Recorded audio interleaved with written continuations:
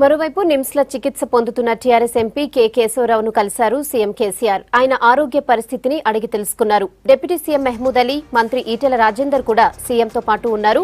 Urinal సమస్యతో బాధపడుతున్న కేకే కోలుకుంటున్నట్లు చెప్పారు నిమ్స్ డైరెక్టర్ మనోహర్. 2 రోజుల్లో డిశ్చార్జ్ చేస్తామన్నారు. ఇప్పుడు ఖాళీ జర సార్కు డిహైడ్రేషన్ అయింది. అప్పుడు ఇక్కడ తీసుకొచ్చిన అడ్మిట్ చేశారు. 2-3 డేస్ అయినా ఇప్పుడు బాగా ఉంది.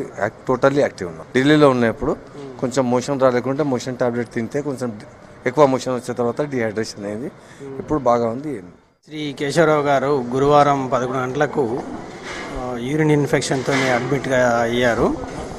తగిన పరీక్షలు చేయించి తర్వాత దాని చికిత్స ఇచ్చిన తర్వాత శనివారం ఉదయం వరకు పూర్తిగా కోలుకున్నారు.